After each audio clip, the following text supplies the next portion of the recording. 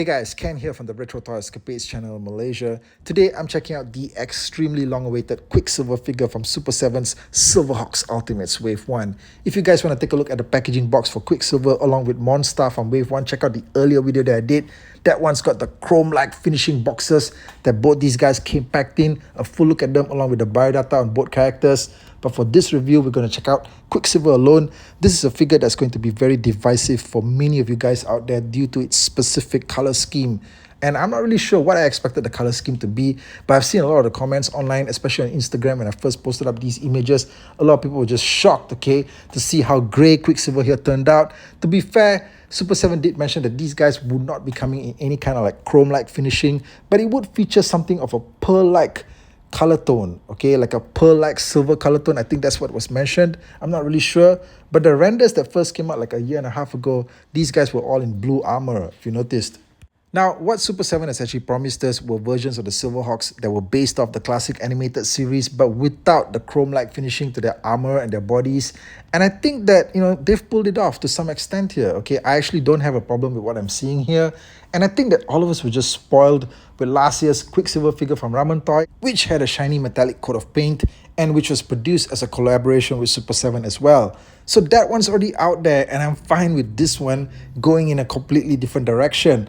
Although, look, that's not to say that perhaps something like 6 waves down the road, if Silverhawks last for that long, I mean, maybe 6 waves down the road, they may decide to do something like a toy recolor version, like what they've done with Thundercats, and just recolor these guys in the classic Kenner toy versions, okay, with the chromed out bodies. Anything can happen, right? The head sculpt on Quicksilver is really good. He's got such a stern and serious expression, totally straight down to business.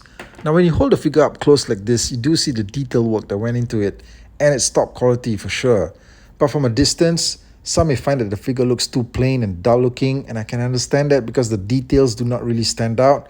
What I feel like doing is taking a Sharpie and drawing outlines all over his face and hairline just to define it a little bit better. Now, the ball joint on the head is very smooth, okay? You do get a very good range of motion, and you do get these ball jointed shoulders as well. Oops. Well, these are meant to come off because of the interchangeable arms. Now, the shoulder movement is very fluid. You can push it all the way up with nothing hindering it, no pads or anything blocking it. Aside from that, you get the standard articulation points like the upper bicep swivel, you get the elbow bend, and you also get the wrist turn. Okay, all of these joints work nice and tight. Okay, everything feels good. I don't really buy a lot of Super 7 stuff, you guys know that. So I'm really glad that the stuff I'm getting is actually operating well. Okay, next up, he's got one kick-ass upper chest joint. All right, this one turns with no hassle. Okay, in fact, it turns 360 degrees. Okay, look at that, man. Now, I initially thought that he didn't have a waist turn because the cut joint was held together really tight in place and I had to wrestle with it for a bit just to get it moving. The Ramen Toy one actually had realistic waist movement. It just moved a little bit from side to side like a real human being. But this one kind of goes for a full spin. I always find it a bit unnerving when action figures with realistic human faces turn 360 degrees at the waist. Okay, it's like they're under some kind of supernatural attack. Check this out, okay? It's like some Evil Dead Rise type of shit.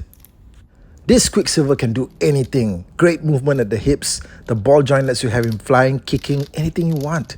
You also get a knee bend and a turn. But one thing I noticed almost immediately is that the ankle joints are loose. Okay, they are pretty loose, alright? They're not really strengthened enough. It's not really a deal breaker, but this guy has toppled over a couple of times already. When I got him standing up straight, he just fell down face first. You might want to look out for that, alright? But the articulation is still very good, and you can definitely get him in some pretty dynamic poses. You just got to get that sweet spot sometimes, Quicksilver comes with a lot of hands. 4 sets of hands in total. In addition to the open hands, he also gets the straightened palms for the swooping poses. You guys know what to do with these. He also gets grip hands, although there's nothing to grip for now, but you guys can think of something, right? And then he gets closed fist hands for those heroic and stoic looking poses. The hands exchange out, pop in and out really easily, but you do want to look out for his tiny yellow wristband communicator. Okay, this thing is a removable piece. You want to look out for this because if you lose it somewhere in your pile of loot, this thing is going to be lost forever. He gets one alternate hit, and it's the helmeted head. It's a good looking piece, very simplistic and cool. I do wonder though, okay, how come Quicksilver only came with one additional extra head when the other members of the team, in fact most of the other Silverhawks, okay, the toys that came out in wave 1 and 2, they all came with 3 heads in total. Quicksilver gets 2, so I'm wondering, okay, what was the deal there? Why did they skimp on the leader? But anyway, this thing pops in very smoothly and it looks freaking fantastic. Okay, gone are the days that we can expect flip down visors. I guess that only happened once during the Canada days, but either way, this thing looks fantastic the way it is. And you know what? Every time that they release a new Quicksilver figure, it's like they change the way that his wings are supposed to be deployed in flight mode. If you notice, the classic Canada figure was the only one that had the cool snap open wing action. Check this out. Okay, look at that. Okay, it's still awesome, right? And then Ramen Toy had clip-on wings. Okay, you know, sets of wings that you could just clip on to the underside of his arms there. Also a very interesting look. And then we had the ultrasonic Quicksilver, okay, the rare one from wave 2 of Silverhawks in the 80s. This one had those fold-out wings, okay, from the back, right? So it's always been different, okay, but this time around, Super 7's just giving us straight up limbs, okay? They're giving us like the whole limbs, okay, with the wings attached to them, right? You're not wasting any time. They're just gonna give you the extra set of limbs, right?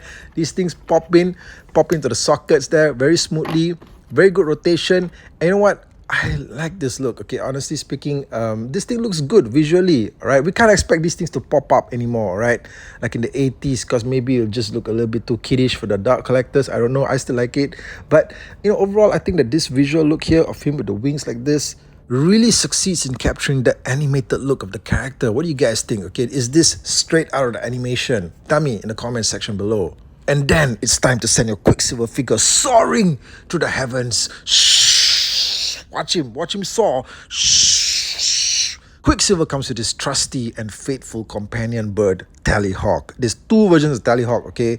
So yeah, maybe the budget for Tallyhawk caused them to not be able to put in an extra head for Quicksilver. I don't know, okay? But we get a version of Tallyhawk in his calm, relaxed. This is him in his rested, chilled out mode, okay? You know, wings are not deployed yet, and it's just calm. He gets a neck joint here. You can see the neck can turn. Surprisingly, there is some articulation on this figure, not like with the Sky Shadow figure, the one that came with Monster, alright? Tallyhawk also gets articulation at the thigh area, which is a bit of a surprise.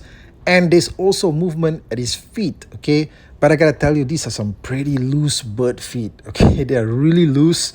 I wish they had found a way to somehow strengthen this, alright? On the back of the figure, you get the wing sections that are made out of flexible plastic. Then you get him in his attack mode, alright? Wings fully deployed, alright? He looks good, you know, pretty massive as well. I gotta say though, I don't understand what was the decision here to actually have Tallyhawk's wings made out of this thin and fragile like plastic that's easily breakable. It's got like sharpened edges. It can easily crack if you apply some force to it. I'm not sure why they went with this approach for the wings. The feathers on the back here are made out of flexible rubber. That's the way it could have been, right? So you want to look out for that. Tallyhawk is in attack mode here. His beak is wide open, okay, ready to start chomping away. And he's also got articulation at the neck there and at the thigh areas. Same articulation as the other version of him, the first version. But again, all right, his chicken feet, all right, the bird feet that he has are just freaking loose, okay, just so freaking loose. Okay, I don't understand, okay, why do we have this, all right? If they could have just strengthened this area. Having said that, you can get Tallyhawk perched on Quicksilver's arm like this, but it's a bit of a balancing act, alright? I do miss the magnets that the Ramen Toy version came with, okay, but you can achieve this pose.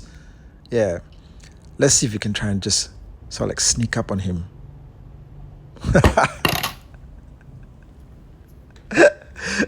Okay, Quicksilver also comes with a set of lasers, alright, okay, with blast effects attached to the end of them. These fit into the slots on his shoulders just like that, okay. It's a very interesting look. It's the first time that we're getting a Quicksilver figure that's got stuff firing out of him in a 3D representation, alright. Check this out, okay.